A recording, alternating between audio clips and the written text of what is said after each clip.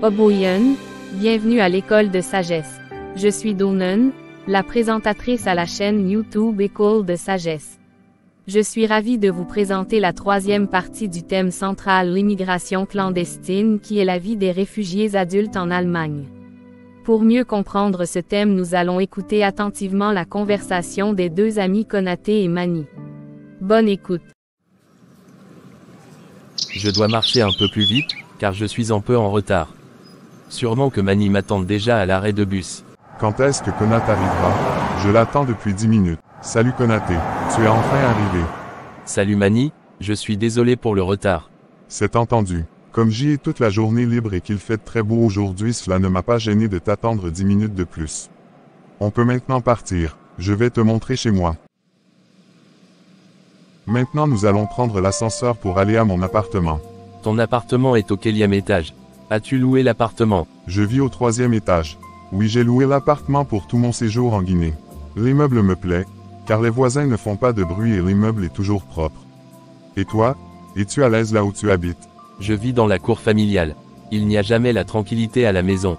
Tantôt c'est les visiteurs qui font du bruit, tantôt ce sont les enfants qui jouent en criant et en parlant à haute voix. Il y a alors toujours de l'ambiance dans la maison familiale. Nous sommes maintenant arrivés. Nous sortons ici. Sois le bienvenu chez moi. Mets-toi à l'aise. Excuse-moi à cause du petit désordre dans mon appartement. Je t'invite à manger et à boire ce que j'ai posé sur la table. J'ai dressé la table pour nous deux. Merci beaucoup mon ami. Ne te dérange pas pour le désordre. Je me sens à l'aise. Viens Konaté. Je vais te montrer ma chambre à coucher et ma salle de toilette. Voici ma chambre à coucher. Comment la trouves-tu? Elle est belle et grande. Viens, je vais te montrer maintenant la salle de toilette. Et voilà, c'est la salle de toilette. C'est beau, c'est une salle de toilette moderne. Merci pour tes appréciations. Retournons au salon. Ah, la télé est déjà allumée. Konaté, tu sais comme tu t'intéresses au sort des immigrants clandestins, j'ai pris la décision de te raconter l'autre partie de mon boulot en tant que conseiller.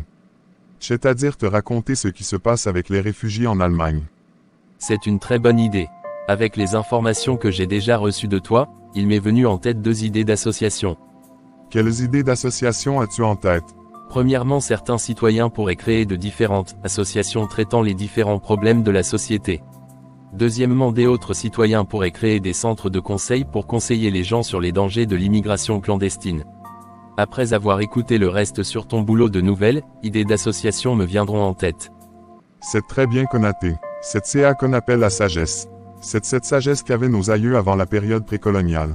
Ils pensaient que les problèmes ont 2 facettes.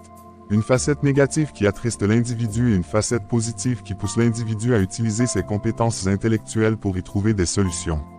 Ainsi, les problèmes permettent à l'individu de développer ses compétences intellectuelles. Ah, tu as raison. Je n'ai jamais compris les choses de cette manière. J'aimerais que tu m'expliques encore plus ton opinion sur les problèmes. La vie est la meilleure école qui existe au monde. Elle nous apprend beaucoup de choses. Il faut tout simplement considérer les problèmes quotidiens comme les exercices de maison qu'un maître donne à ses élèves. C'est avec ses compétences intellectuelles, physiques, ses ressources matérielles et financières qu'un élève fait ses exercices de maison. C'est ainsi que les problèmes de la vie aussi se résolvent. L'individu utilise ses facultés intellectuelles, physiques, ses ressources matérielles et financières pour résoudre ses problèmes quotidiens. Oui, tu as raison. Je comprends mieux maintenant. Mais en toute chose, ce sont les compétences intellectuelles qui sont au-dessus des autres compétences et des ressources. Celui qui sait faire un très bon usage de ses compétences intellectuelles va toujours évoluer, peu importe qu'il soit lettré ou analphabète. Merci pour ton conseil. J'ai enregistré tes bons conseils dans ma tête. L'Allemagne est un État fédéral qui est constitué de 16 États fédéraux. Chaque État fédéral a son centre national d'accueil de réfugiés. Pour venir légalement en Allemagne, il faut d'abord demander le visa à l'ambassade d'Allemagne qui se trouve dans ton pays. Cette loi n'est pas valable pour tous les citoyens du monde entier. Un réfugié clandestin est celui qui entre en Allemagne sans visa alors qu'il devrait en avoir.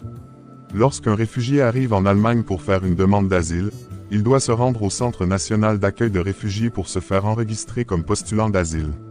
Comment est-ce que la personne peut se rendre tout seul à ce Centre national d'accueil de réfugiés, puisqu'il ne connaît ni le lieu ni la langue allemande? La personne doit se débrouiller tout seul pour y arriver en demandant aux passants le chemin.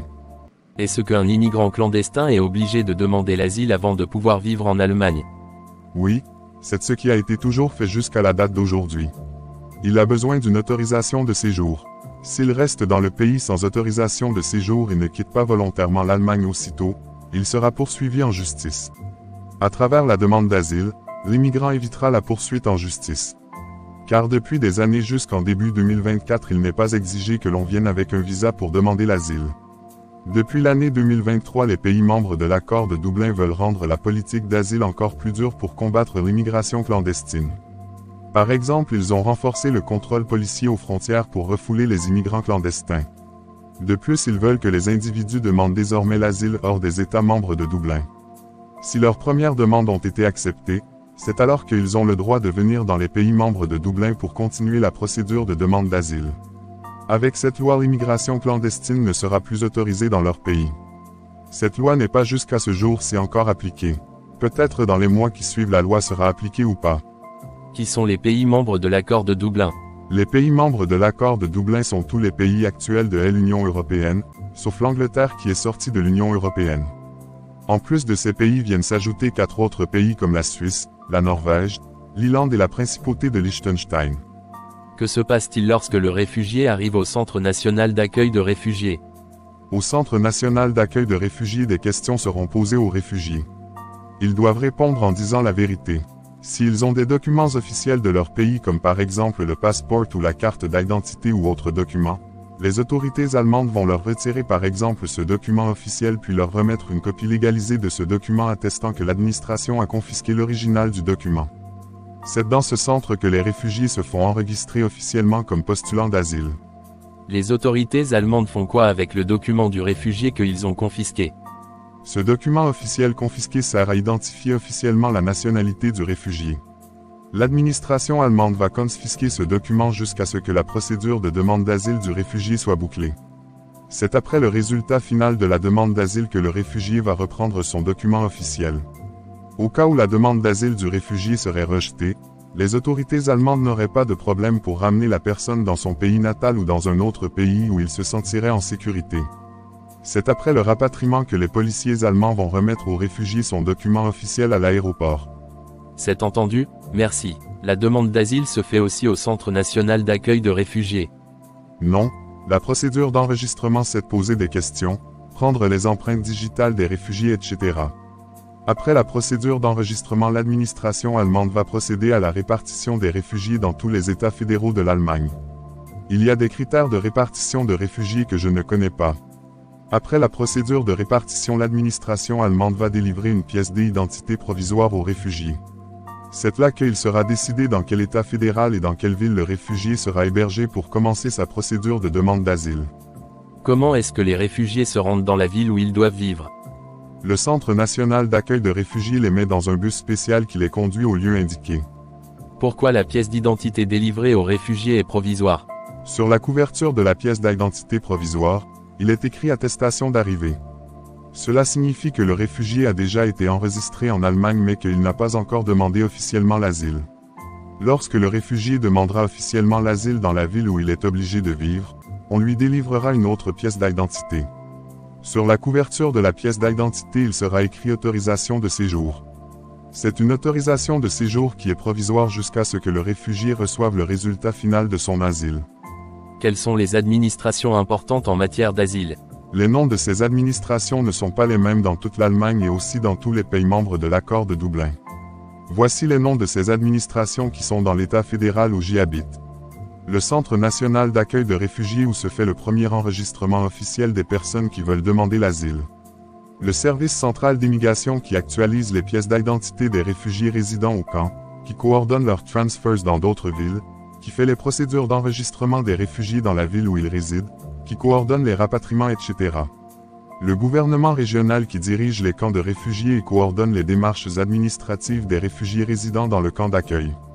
Un département de l'Office fédéral de la migration et des réfugiés étant dans la ville où réside le réfugié, il donne des interviews aux réfugiés pour la demande officielle d'asile et pour écouter leur histoire, il décide sur l'asile du réfugié, etc.